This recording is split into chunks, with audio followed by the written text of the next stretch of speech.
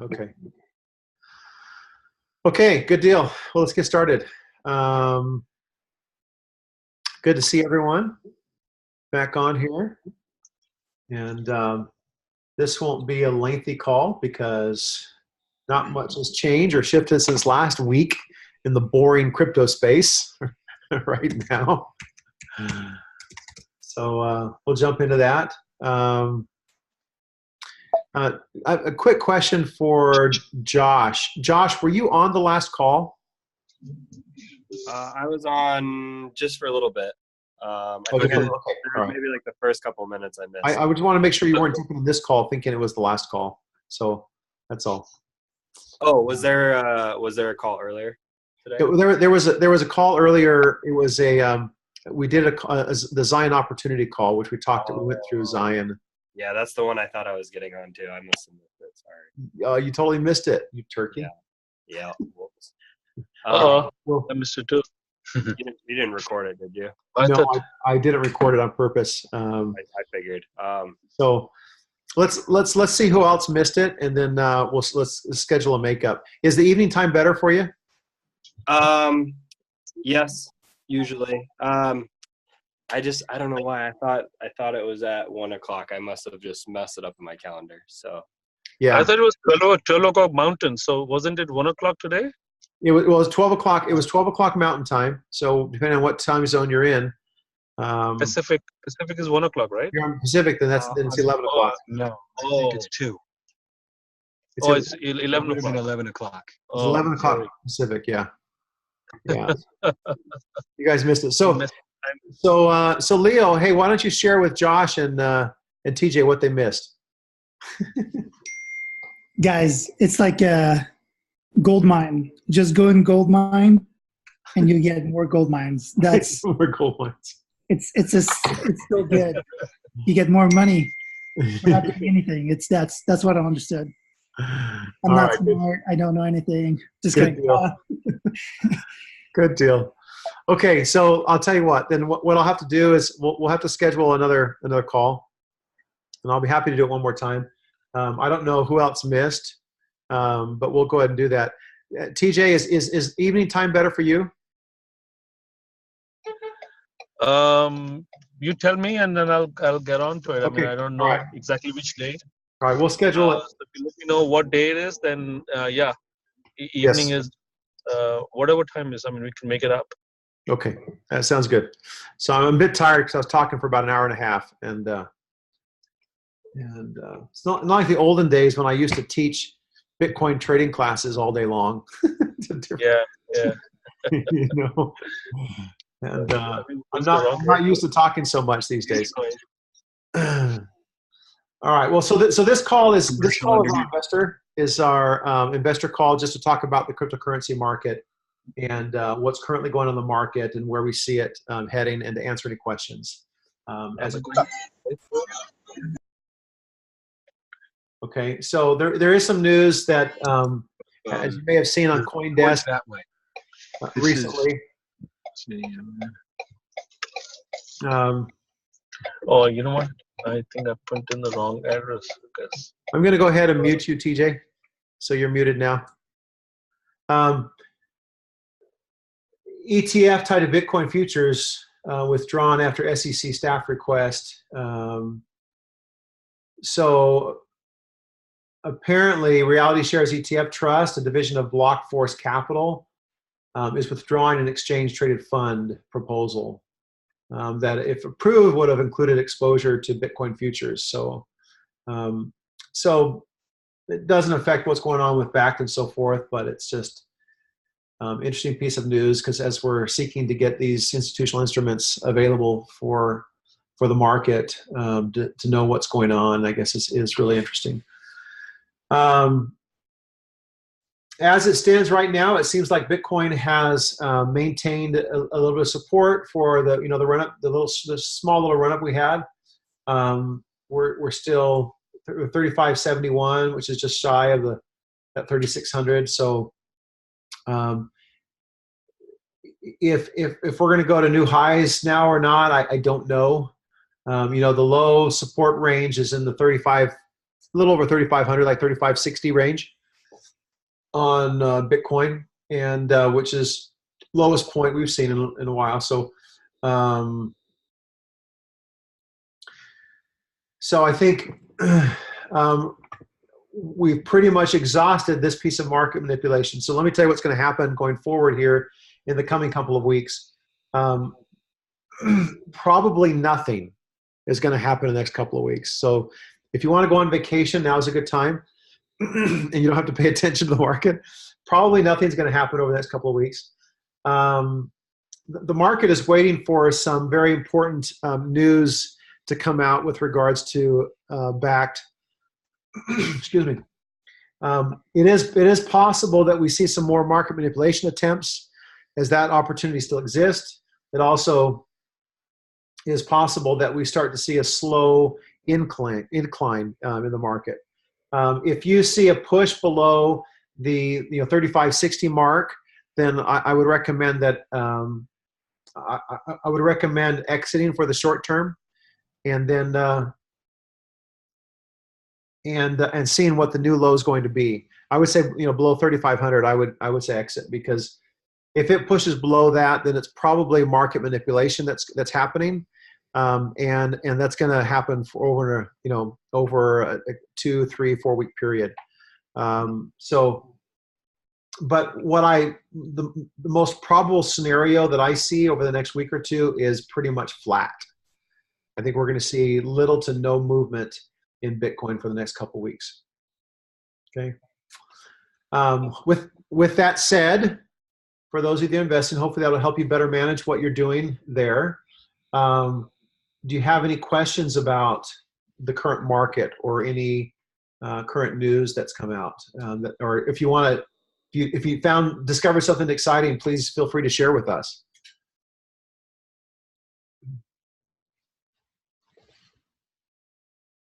Hey, Brian. Yes, Eric. Hello. Eric, can you hear me? Hello, can you hear me? Yes, I can hear you. Okay. Yeah. Okay, great. My phone's not working really well. Hey, I had a couple of questions for you. Okay, can I give you a call later today? Like, will you be around? Yeah, no, please. Give me a call probably the best chance is to give me a call right after this call, because I have this blocked out for the hour, and we're not going to take the rest of the hour. We're probably going to take another 10 or 15 minutes.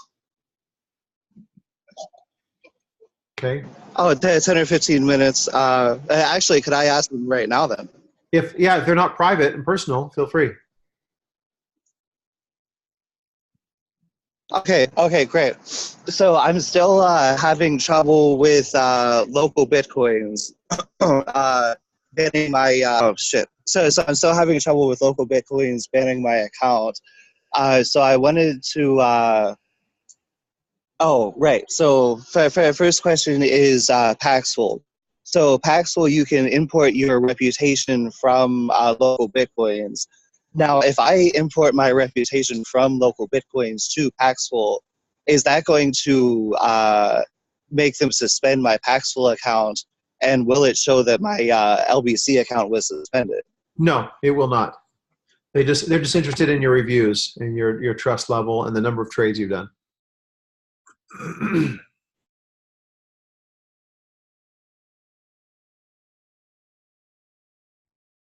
Good. Okay.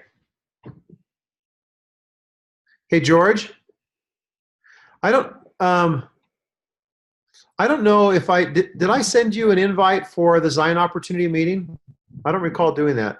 I was just on a flight. Yeah, I think you did. I got on a flight this morning, so okay. I had a chance to attend it. Yeah. Okay. All right.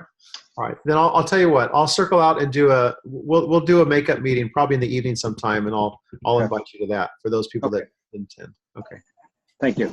Hey, Brian, I completely missed what your answer was.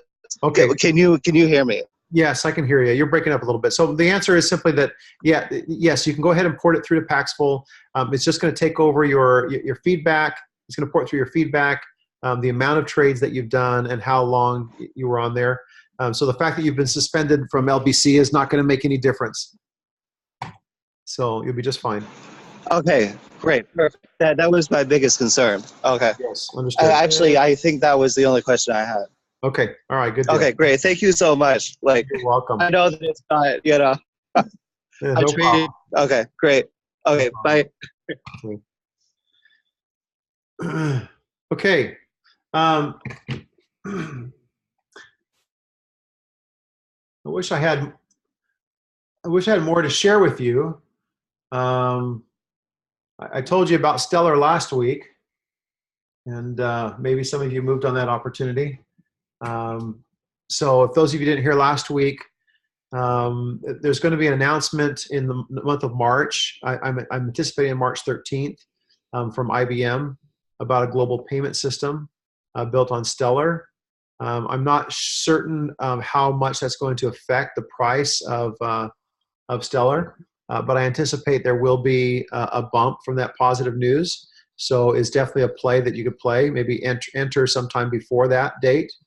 And then in anticipation of it coming out, once it comes out, look for an opportunity to exit. So just giving you a little insider information. IBM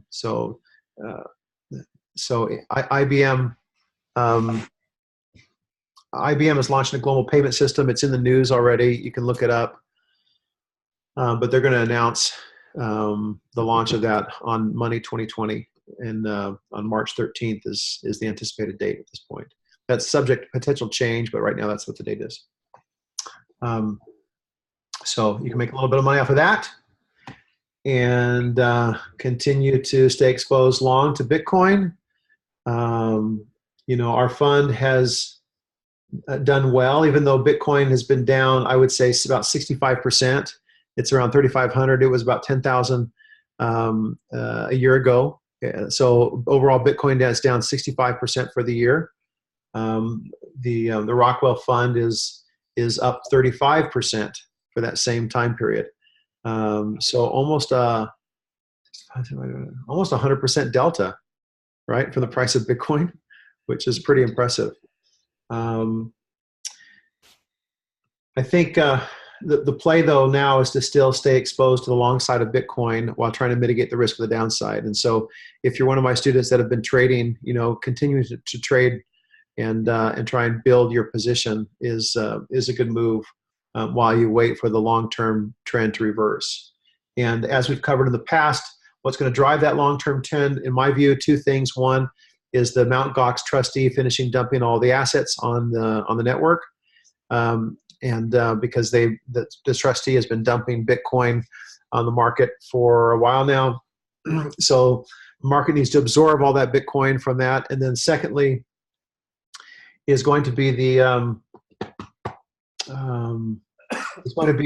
approval of BACT, which at the earliest is coming in March. So the earliest approval of BACT is coming in March. And I see that as the most likely potential approval for institutional investors to be able to start getting involved in this space, which will begin a trend reversal and be the beginning of a bubble in Bitcoin as other institutions fear missing out on the opportunity to get involved in the next cycle of Bitcoin.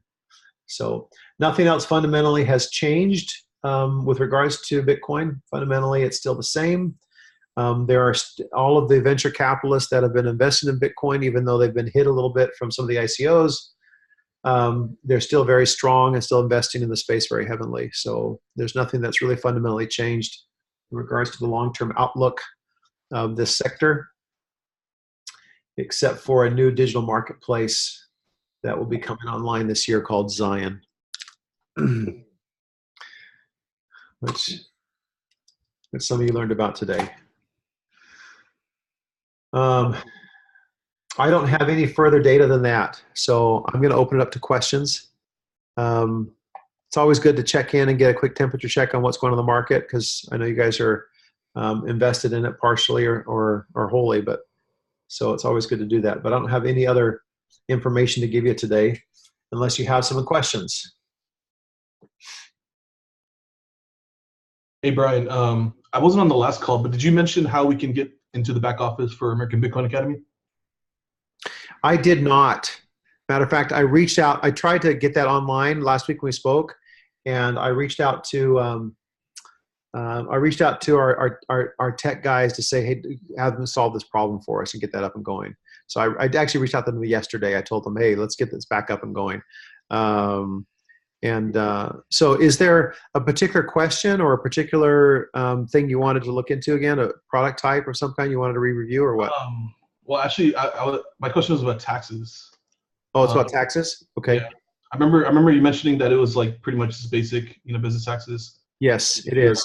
Income minus expenses minus business expenses. That's exactly right. So consider it as revenue. So the sale of Bitcoin is revenue. The purchase price of the Bitcoin is your cost. It's your cost of goods sold, and just use cost averaging. Right? It's not 100% compliant to the tax code, but pretty much the industry is doing the same thing. They're cost averaging. In other words, if you take all of your purchase transactions, say for a given month, and the amount that you purchased, just average the cost of that, right? So you add them all up and then. Yeah, you can average all up and average the cost. So what's the average cost of goods sold? What's your total revenue? And then subtract the cost of goods sold from the revenue. That's your gross profit. And then subtract your business operating expenses. And that will be your net profit. And then that will be your tax. So would it be cost average, or would you just add up all the cash flow out? Wouldn't that just be? You can do it that way. Yeah, you can the total cash out. Yes, for purchase. Yeah, you can do it that way. Okay. Yeah, that'll work just fine. So good question.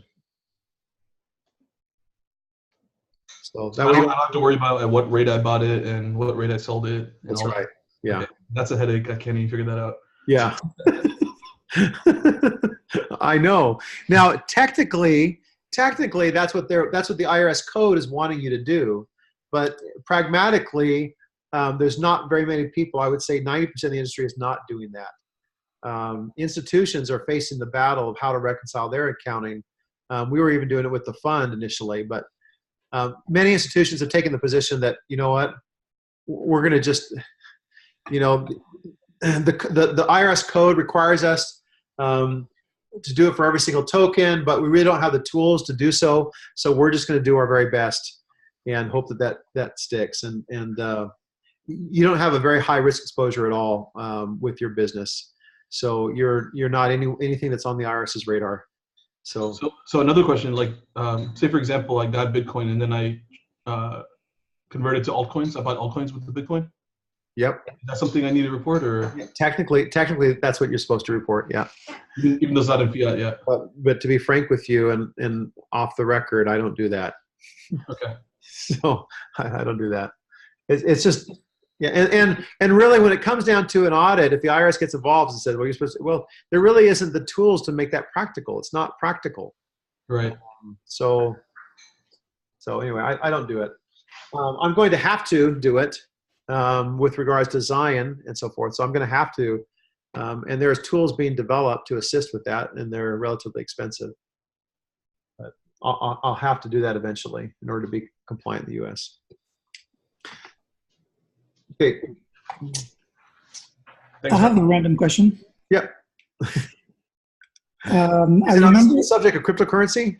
Yeah. Oh, okay. Especially with you, mainly with you. Yeah. I think last year or the year before, I don't know, you said that you were going to do a treasure hunt. I don't know if you remember that. Yeah. Oh, totally. Yeah. And I still want to do it. It's on the shelf. I don't know if you got the word, but I put it on the shelf. I just didn't have the bandwidth to get it off the ground. So I shelved it, but it's still in place. And I still want to do it.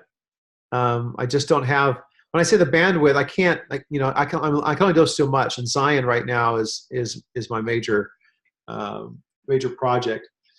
But after we get Zion launched, my plan is to do the treasure hunt as a promo campaign for Zion. So I'm going to do the Bitcoin treasure hunt sponsored by Zion and do a global treasure hunt in order to promote awareness of Bitcoin. So I still want to do it. And a lot of work was done previously. I just didn't have the talent in-house to hand that over to somebody who I felt comfortable could do it. So it hasn't been done yet. So. And the other reason is it's somewhat of a labor of love in that it's not it's not a profit going enterprise. It's really for the purpose of raising awareness around Bitcoin, because the way I designed the treasure hunt, and for those of you who don't know, the treasure hunt was, we basically hit a Pelican case somewhere in the world. Inside the Pelican case were certain things. Among those were the private keys to a Bitcoin wallet, which had so many million of Bitcoin in it. And in order to join the treasure hunt on the website, you could essentially, you paid $100 worth of Bitcoin on the website to join the treasure hunt. And 100% of that money went right into the treasure chest. In other words, it just went right to that blockchain address that's actually in the treasure chest. And whoever finds that that treasure chest receives all of the money. Combined with that, there were 12 clues hidden in 12 major cities in the world. And each of those clues came with an award of a Bitcoin plus a major clue pointing to where the actual treasure was. And so the idea was to create a real-time kind of campaign that engaged the world in a dynamic treasure hunt. It's the first time we have a treasure hunt where the treasure is both hidden and transparent at the same time. In the past with treasure hunts, somebody tells you, oh, there's treasure buried here, and you're like, oh, yeah, right. How do I know you're not lying, or it's just a story? So nobody's motivated to go after it. But with a Bitcoin treasure hunt, and there's a treasure hidden somewhere, everyone can look on the blockchain and see how much Bitcoin's in there, right? So everyone can see exactly what's in the treasure chest. And and so I think that would stir some excitement and awareness. I think many people would buy Bitcoin for the first time just to join the treasure hunt. And my hope was to get more and more people to buy their Bitcoin for the first time and gain and raise awareness for Bitcoin in an effort to accelerate its adoption. So that was that. So I still want to do it. I think it's a great idea, and we'll do it. We'll do it when the timing's appropriate. We'll still do it.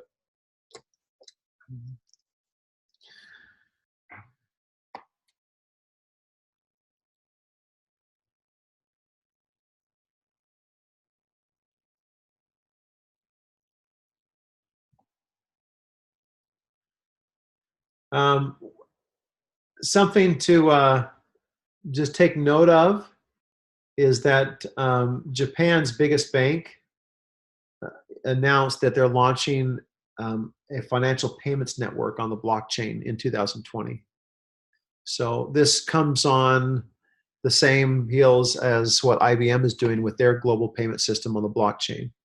So I imagine that we're going to see more and more of that, that our payment systems are going to be moving to the blockchain, which I think is great. It's great for the whole technology and the adoption of this system.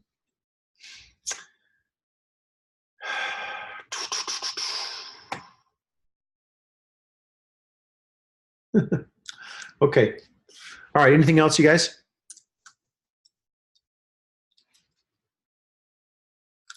Okay, good.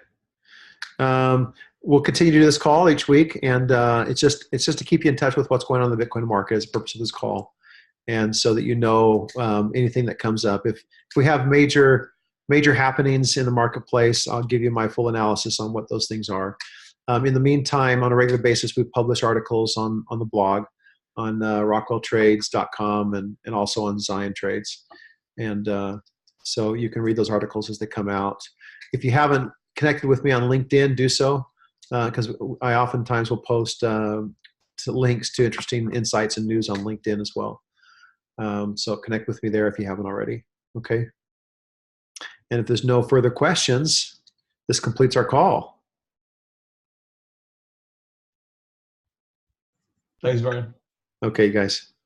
Thank you very much. Feel free to reach out to me if you need. And again, I'll schedule one more call as a makeup call for the Zion opportunity. And we'll do that another time. Thanks. Bye.